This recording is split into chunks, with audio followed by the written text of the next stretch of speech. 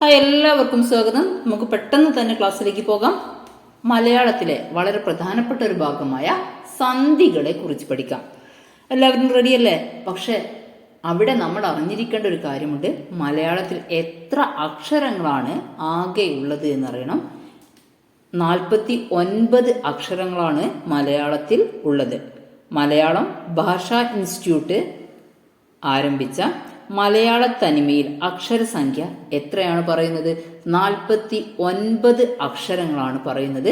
നമ്മൾ ആദ്യകാലങ്ങളിൽ 51 അക്ഷരങ്ങൾ എന്നും 53 ഉച്ചാരണങ്ങൾ കേരള പാണിനീയത്തിൽ കൊടുത്തിട്ടുണ്ട്. എന്നാൽ ശബ്ദതാരാവലിയും അക്ഷരസംഖ്യ 53 തന്നെയാണ് പറയുന്നത്. എന്നാൽ ഇപ്പോൾ നമ്മൾ ഏറ്റവും ലേറ്റസ്റ്റ് ആയിട്ട് നമ്മൾ പഠിക്കേണ്ടത് മലയാളത്തിൽ എത്ര അക്ഷരങ്ങൾ ഉണ്ട് എന്ന് ചോദിച്ചാൽ 49 അക്ഷരങ്ങളാണ് ഉള്ളത്. അതാണ് ഇപ്പോൾ അംഗീകരിച്ചിരിക്കുന്നത്.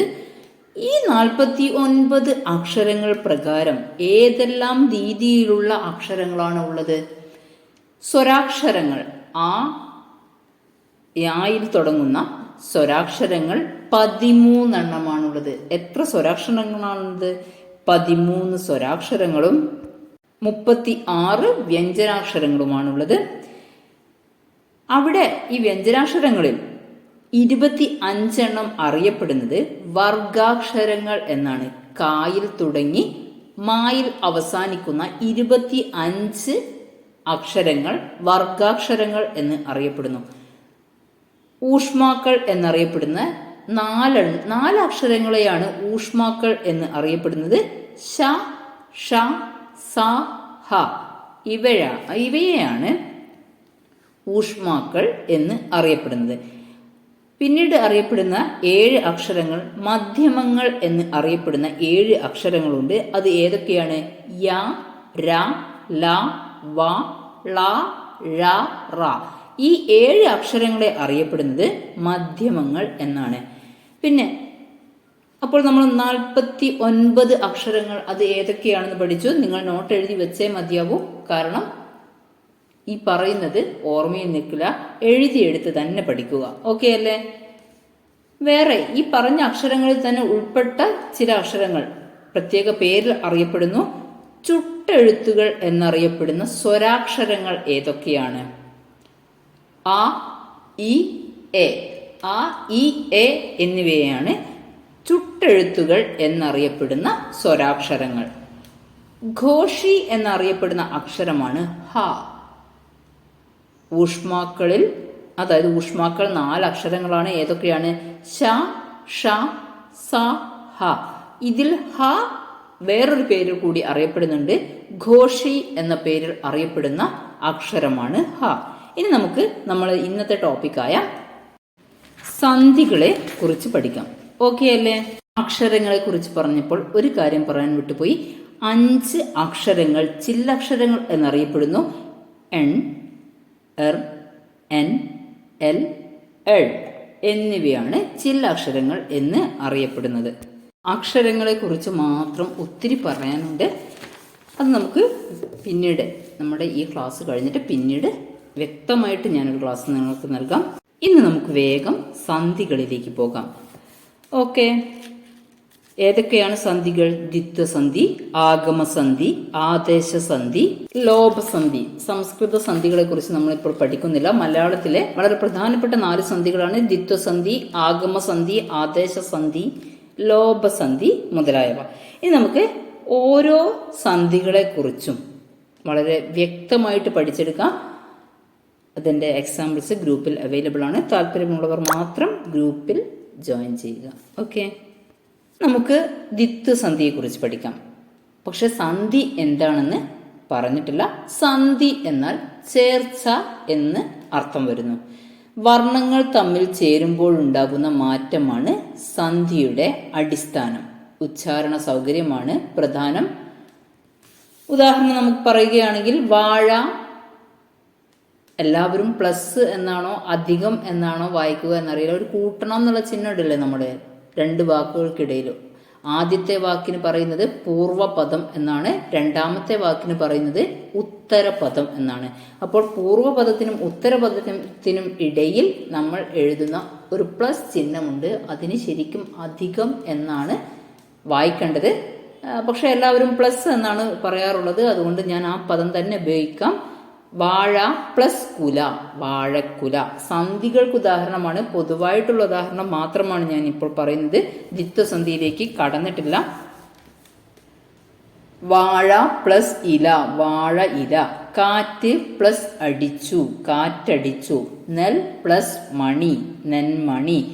ഇതെല്ലാം നമ്മളിവിടെ പറഞ്ഞിരിക്കുന്ന ദ്വിത്വസന്ധി, ആഗമസന്ധി, ആദേശസന്ധി, ലോപസന്ധി. ഇവയിൽ ഓരോന്നിനും ഉദാഹരണങ്ങളാണ് നമ്മളിപ്പോൾ പറഞ്ഞിരിക്കുന്നത്. ഇനി നമുക്ക് ദ്വിത്വസന്ധിയിലേക്ക് പോകാം. ഓക്കെ അല്ലേ? ഇതുവരെയുള്ള കാര്യങ്ങൾ നിങ്ങൾക്ക് സെറ്റായല്ലോ. എത്ര സന്ധികളാണുള്ളത്? 4 സന്ധികൾ.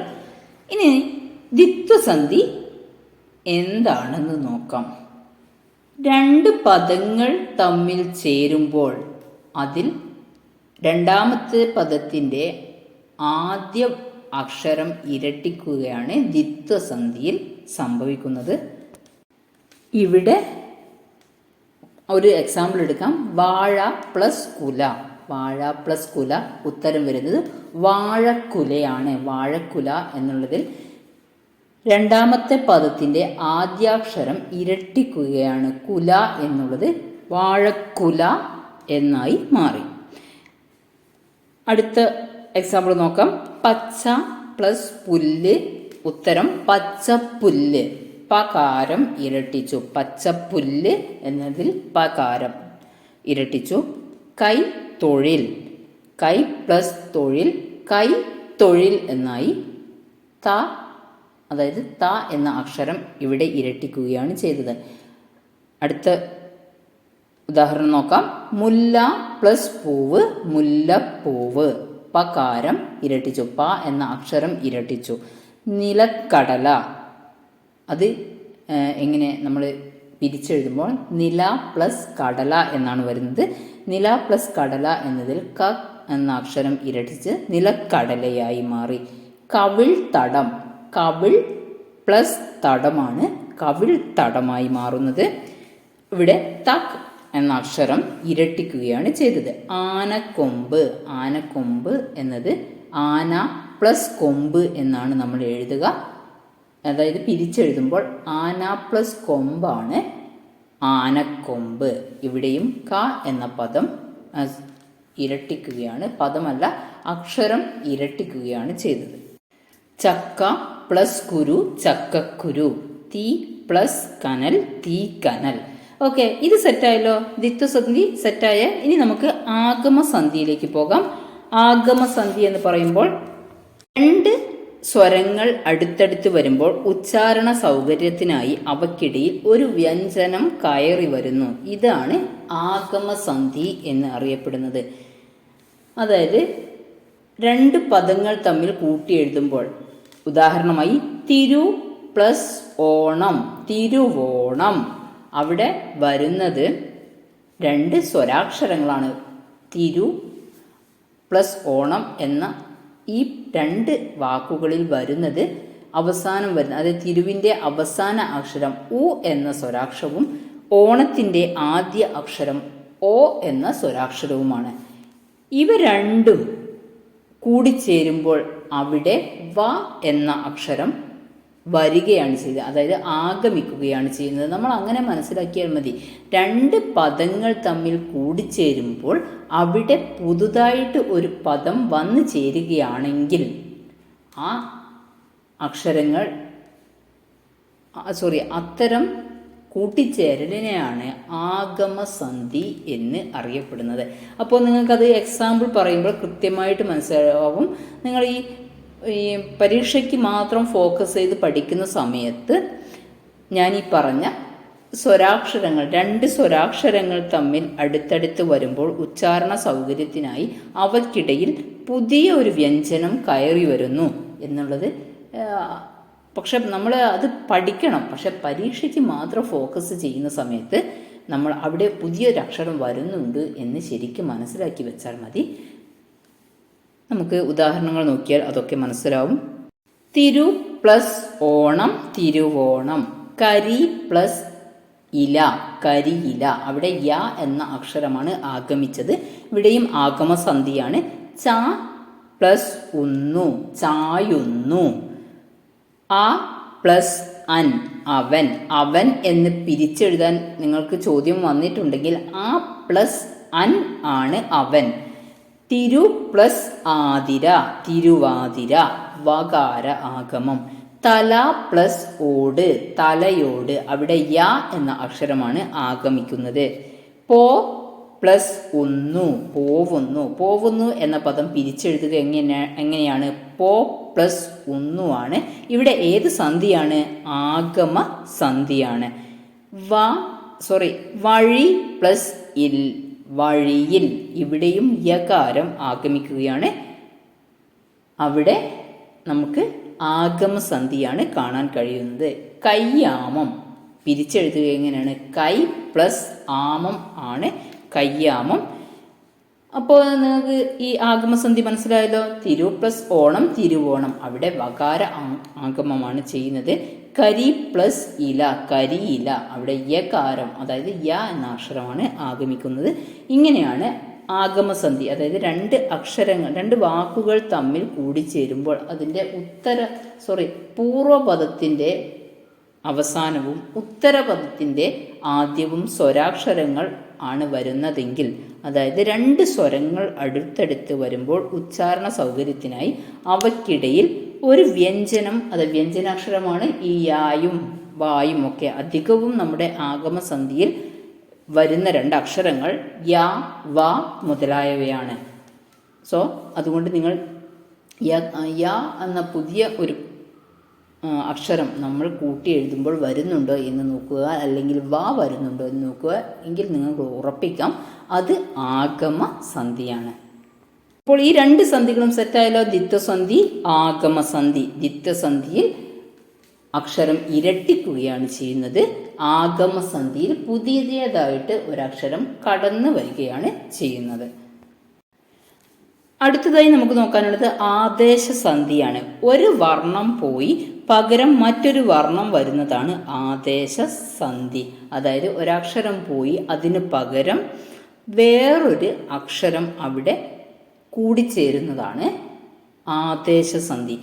കേൾ പ്ലസ് തു കേട്ടു. കേൾ പ്ലസ് തു ആണ് കേട്ടു. ഇവിടെ ആദേശസന്ധിയാണ്. ഇവിടെ തു എന്ന അക്ഷരത്തിന് പകരം ട എന്ന അക്ഷരം വന്നു. അത് ഇവിടെ നമുക്ക് കാണാൻ പറ്റുന്നത് ആദേശസന്ധിയാണ്. കേൾ പ്ലസ് തു കേട്ടു. കൺ പ്ലസ് നീര് കണ്ണീര്. കൺ പ്ലസ് നീര് കണ്ണീര്. ഇവിടെ ന എന്ന അക്ഷരം പോയി അതിന് പകരം ന എന്ന അക്ഷരം വന്നു. ആഗമസന്ധിയിൽ ഒരക്ഷരം പോവുന്നില്ല. ആഗമസന്ധിയിൽ ഒരക്ഷരം പോവാതെ പുതിയ ഒരക്ഷരം വരികയാണ് ചെയ്യുന്നത്. എന്നാൽ ആദേശസന്ധിയിൽ ഒരക്ഷരം പോയിട്ട് അതിന് പകരം പുതിയ ഒരക്ഷരം വരികയാണ് ചെയ്യുന്നത്. വിൺ അധികം തലം വിണ്ടലം. കേൾ പ്ലസ് തു കേട്ടു. കൽ പ്ലസ് മതിൽ കന്മതിൽ. ഇവിടെ എൽ എന്ന ചില്ലാക്ഷരം പോയി അതിന് പകരം എൻ എന്ന ചില്ലാക്ഷരം കയറി വന്നു. കൺ പ്ലസ് നീര് കണ്ണീര്. ഇവിടെ ന എന്ന അക്ഷരം പോയി ന എന്ന അക്ഷരം വന്നു. കണ്ടു. കൺ പ്ലസ് തു ആണ് കണ്ടു. അപ്പോൾ ത എന്ന അക്ഷരം പോയി അവിടെ ട എന്ന അക്ഷരം കയറി വന്നു. പിന്നെ അടുത്തതോ എൺ പ്ലസ് നൂറ് എണ്ണൂറ്. അപ്പോൾ എന്താണ് അവിടെ സംഭവിച്ചത്? ന എന്ന അക്ഷരം പോയി അതിന് പകരം ന എന്ന അക്ഷരം കയറി വന്നു. എൺ പ്ലസ് നൂറാണ് എണ്ണൂറ്. മരം പ്ലസ് ഇൽ മരത്തിൽ. അവിടെ ഈ എന്ന അക്ഷരം പോയിട്ട് ഏത് വന്നു? അ എന്ന അക്ഷരം കയറി വന്നു. നിൻ പ്ലസ് കൾ. നിൻ പ്ലസ് കൾ എന്നതാണ് നിങ്ങൾ. ക എന്ന അക്ഷരത്തിന് പകരം അവിടെ ങ എന്ന അക്ഷരം കയറി വന്നു. അപ്പോൾ ഇത് ഈ ആദേശസന്ധി സെറ്റായല്ലോ. ഞാൻ തന്ന നോട്ട് ഒന്ന് കൃത്യമായിട്ട് വായിക്കുക, അതോടൊപ്പം തന്നെ ഈ ഓഡിയോ കൂടെ കേൾക്കുക. കൃത്യമായിട്ട് നിങ്ങൾക്ക് മനസ്സിലാവും. ഓരോ സന്ധികളും കൃത്യമായിട്ട് തന്നെ പഠിക്കുക. കൂടുതൽ എക്സാമ്പിൾസ് കണ്ടെത്തി ചെയ്ത് പഠിക്കുക. ഓക്കെ അല്ലേ? ആഗമസന്ധി, ആദേശസന്ധി, ദ്വിത്വസന്ധി, അതേപോലെ തന്നെ നമ്മുടെ അക്ഷരങ്ങൾ 51 അക്ഷരങ്ങളല്ല, ഇപ്പോൾ മലയാളത്തിൽ കേരള ഭാഷാ ഇൻസ്റ്റിറ്റ്യൂട്ട് അംഗീകരിച്ചത് 49 അക്ഷരങ്ങളാണ്. 13 സ്വരാക്ഷരങ്ങളും 36 വ്യഞ്ജനാക്ഷരങ്ങളും. ഓർമ്മയിൽ നിൽക്കണേ. നെക്സ്റ്റ് നമുക്ക് നോക്കാം. ഏതാണ്? ലോപസന്ധി. 4ാമത്തെ സന്ധിയാണ് ലോപസന്ധി. ഇതിൽ ഒരക്ഷരം ലോപിക്കുകയാണ് ചെയ്യുന്നത്. ചൂട് പ്ലസ് ഇല്ല, ചൂടില്ല. ചൂട് പ്ലസ് ഇല്ല, ചൂടില്ല. ഇവിടെ എന്താണ് സംഭവിച്ചത്? സംവൃതോകാര ലോപം. ആ ചന്ദ്രക്കലയില്ലേ, അത് അങ്ങ് ലോപിച്ചു. അതാണ് ഇവിടെ സംഭവിച്ചിരിക്കുന്നത്. ലോപസന്ധി. ചൂട് പ്ലസ് ഇല്ല, ഉത്തരം ചൂടില്ല. അഴക് പ്ലസ് ഉണ്ട്, അഴകുണ്ട്. ഇവിടെയും സംവൃതോകാര ലോപമാണ് സംഭവിച്ചത്. അതായത് സംവൃതോകാരം എന്താണെന്ന് അറിയാലോ, ആ ചന്ദ്രക്കലയെയാണ് സംവൃതോകാരം എന്നറിയപ്പെടുന്നത്. അത് സംവൃതോകാര ലോപമാണ് ഇവിടെ സംഭവിച്ചിരിക്കുന്നത്. പോകുന്നു പ്ലസ് ഇല്ല, പോകുന്നില്ല. ഇവിടെ എന്താണ്? ഉകാരലോപം. പോകുന്നു എന്നതിലെ ഉകാരം, ഉ എന്ന ആ സൗണ്ടാണ് ഇവിടെ ലോപിച്ചിരിക്കുന്നത്. പോകുന്നില്ല. പച്ചരി, അകാരലോപം. പച്ചരി, പച്ച പ്ലസ് അരി, പച്ചരി. ഇവിടെ നിങ്ങൾ മക്കൾ എന്തായാലും നോക്കണം. എന്താണ്? ഇത് ലോപസന്ധിയാണ്. പച്ചരി ലോപസന്ധിയാണ്. മാറിപ്പോകല്ലേ, നിങ്ങളോട് ആകെ കൺഫ്യൂഷൻ ആവുന്ന ഒരു ചോദ്യമാണിത്. പച്ച പ്ലസ് അരി, പച്ചരി. നിങ്ങൾ ഇത് ബൈഹാർട്ട് അങ്ങ് പഠിക്കുക, വേറൊരു രക്ഷയില്ല. കറുത്തമ്മ, കറുത്ത പ്ലസ് അമ്മ, കറുത്തമ്മ ലോപസന്ധി. ഇതൊക്കെ അകാരലോപമാണ്. അകാരലോപം മനസ്സിലാക്കാൻ കുറച്ച് എന്താ പറയുക, കൺഫ്യൂഷനാവും. അതുകൊണ്ട് നിങ്ങൾ ചില പദങ്ങൾ, എല്ലാ പദങ്ങളും പറ്റുമെങ്കിൽ ഈ നമ്മുടെ എക്സാം പോയിന്റ് ഓഫ് വ്യൂവിൽ നോക്കുമ്പോൾ അതങ്ങ് പഠിച്ചേക്കുക, ബൈഹാർട്ട് പഠിച്ചേക്കുക. ഓക്കെ. കറുത്ത പ്ലസ് അമ്മ, കറുത്തമ്മ ലോപസന്ധി. ഒരു പ്ലസ് അടി, ഒരടി ലോപസന്ധി. ശരിക്കും ലോപസന്ധി പഠിക്കുന്ന സമയത്ത് എനിക്ക് തോന്നുന്നത് നമ്മളത് ബൈഹാർട്ട് പഠിക്കുക. അതിൻ്റെ എന്ത് അകാരലോപം അല്ലെങ്കിൽ ഉകാരലോപം എന്നൊക്കെ പഠിച്ചെടുക്കുമ്പോൾ നമുക്ക് ഈ എക്സാം, ഈ ചെറിയ ഈ കാലയളവിൽ നമുക്കതൊന്നും ഡീറ്റെയിൽ ആയിട്ട് പഠിക്കാൻ പറ്റില്ല. അതുകൊണ്ട് ലോപസന്ധിക്ക് കുറേ ഉദാഹരണങ്ങൾ നിങ്ങൾ ബൈഹാർട്ട് പഠിച്ചേക്കുക. അത് ഇപ്പോഴും എനിക്ക് തോന്നുന്നുള്ളൂ, അങ്ങനെ നിങ്ങൾക്കത് പഠിച്ച് അത് കവർ ചെയ്യാൻ പറ്റുള്ളൂ എന്നാണ് തോന്നുന്നത്. അതുകൊണ്ട് പറയുന്നതാണ്. പിന്നെ നമുക്കത് വിശദമായിട്ട് ക്ലാസ് എടുത്ത് പഠിക്കാം. ഓക്കെ. തണുപ്പ് പ്ലസ് ഉണ്ട്, തണുപ്പുണ്ട്. ഇവിടെയും സംവൃതോകാര ലോപമാണ് വരുന്നത്. ലോപസന്ധി. കാണുന്നു പ്ലസ് ഇല്ല, കാണുന്നില്ല. പോകുന്നു പ്ലസ് ഇല്ല, പോകുന്നില്ല. പറയുന്നു പ്ലസ് ഇല്ല, പറയുന്നില്ല. നമുക്ക് ഇപ്പോൾ അറിയുന്നു പ്ലസ് ഇല്ല, അറിയുന്നില്ല. ഏതെങ്കിലും ഒരു വാക്ക് തന്നിട്ട് കാണുന്നു പ്ലസ് ഇല്ല, ഇതേത് സന്ധി എന്ന് ചോദിച്ചാൽ നമ്മളിപ്പോൾ വിചാരിക്കും കാണുന്നു പ്ലസ് ഇല്ല, ഞാൻ പഠിക്കാത്തതാണല്ലോ. അതുപോലെ തന്നെ നമ്മൾ പഠിച്ചതുണ്ടോ എന്ന് ഓർമ്മിക്കുക. കാണുന്നു അതുപോലെ തന്നെയാണ്, ഒരു പ്രവൃത്തിയാണ്. പോകുന്നു പ്ലസ് ഇല്ല, പോകുന്നില്ല എന്നല്ല വരുന്നത്. അപ്പോൾ കാണുന്നു പ്ലസ് ഇല്ല, കാണുന്നില്ല. പോകുന്നു പ്ലസ് ഇല്ല, പോകുന്നില്ല ലോപസന്ധിയാണെങ്കിൽ കാണുന്നു പ്ലസ് ഇല്ല, കാണുന്നില്ല ഇതും ലോപസന്ധിയാണെന്ന് ലോജിക്ക് ഉപയോഗിച്ച് ഉത്തരം കണ്ടെത്തുക. നിങ്ങളുടെ ഒരു മാർക്ക് നഷ്ടമാവില്ല. ചുവന്ന പ്ലസ് ഉള്ളി, ചുവന്നുള്ളി. ചുവന്ന പ്ലസ് ഉള്ളി, ചുവന്നുള്ളി. വലിയ പ്ലസ് ഉള്ളി, വലിയുള്ളി. ഇതൊക്കെ ലോപസന്ധിക്ക് ഉദാഹരണങ്ങളാണ്. നമ്മളിപ്പോൾ 4 സന്ധികൾ പഠിച്ചു. ഏതൊക്കെയായിരുന്നു? ദ്വിത്വസന്ധി, അതിൽ അക്ഷരം ഇരട്ടിക്കുകയാണ് ചെയ്യുന്നത്. ആഗമസന്ധി, പിന്നെ അതെങ്ങനെയാണ്? ഒരു വ്യഞ്ജനം കയറി വരികയാണ് ചെയ്യുന്നത്. ആദേശസന്ധി, ഒരക്ഷരം അല്ലെങ്കിൽ ഒരു വർണ്ണം പോയിട്ട് അതിന് പകരം വേറൊരു വർണ്ണം കയറി വരുന്നതാണ് ആദേശസന്ധി. പിന്നെ നമ്മൾ അവസാനമായിട്ട് പറഞ്ഞ ലോപസന്ധി. ഓക്കെ. ഈ 4 സന്ധികളും സെറ്റായല്ലോ. ഓക്കെ അല്ലേ? ഇനി മറക്കല്ലേ, 4 സന്ധികളും പഠിക്കുക. നിങ്ങൾക്ക് 1 മാർക്ക് ഉറപ്പിക്കാൻ പറ്റിയ പോർഷനാണിത്. മാറ്റിവെക്കാതെ ഇന്ന് തന്നെ ഈ ഓഡിയോ കേട്ടതിന് ശേഷം നിങ്ങൾ സെറ്റാക്കുക. എവിടെ നിന്ന് നിങ്ങൾക്ക് കിട്ടുന്നോ അതൊക്കെ നോട്ട് ഗ്രൂപ്പിൽ നൽകുന്നതാണ്. താല്പര്യമുള്ളവർ ജോയിൻ ചെയ്യുക. ലിങ്ക് ഡിസ്ക്രിപ്ഷനിൽ ആഡ് ചെയ്യുന്നതായിരിക്കും. ഓക്കെ, എല്ലാവരും ഓക്കെയാണ്. ഇനി എക്സാം ആണ് മുമ്പിലുള്ളത്. നിങ്ങളതിന് മാത്രം ഫോക്കസ് ചെയ്ത് പഠിക്കുക, നന്നായിട്ട് പഠിക്കുക. കാരണം ഇനി വരുന്ന 8ാം ക്ലാസ്സിൽ വരുന്ന NMMSന്റെ അനിയനാണ് USS. ആ ചിന്തയെ നിങ്ങൾ പഠിക്കുക. USS നന്നായിട്ട് പഠിച്ച് USS നേടിയെടുക്കുന്ന മക്കൾക്ക് ഉറപ്പായിട്ടും NMMS കിട്ടും. അതുകൊണ്ട് നന്നായിട്ട് പഠിക്കുക, നിങ്ങളുടെ വായന വർദ്ധിപ്പിക്കുക. നിങ്ങൾ വെറുതെ നഷ്ടപ്പെടുത്തുന്ന സമയങ്ങൾ നിങ്ങൾക്ക് ഉപകാരമുള്ള കാര്യങ്ങൾ ചെയ്യാനുള്ള സമയമായി മാറ്റിയെടുക്കുക. അതേപോലെ തന്നെ ആദ്യമായിട്ട് ഈ ചാനൽ കാണുന്ന മക്കളാണെങ്കിൽ ഒന്ന് സബ്സ്ക്രൈബ് ചെയ്യുക. കാരണം തുടർച്ചയായുള്ള ക്ലാസ്സുകൾ ഇനി ഉണ്ടായിരിക്കുന്നതാണ്. അതിൻ്റെ നോട്ട് ഗ്രൂപ്പിൽ അവൈലബിൾ ആയിരിക്കും. ഓക്കെ, ഈ പറഞ്ഞ കാര്യങ്ങളൊക്കെ സെറ്റല്ലേ? ഇനി കാണും വരയ്ക്കും good bye, see you soon.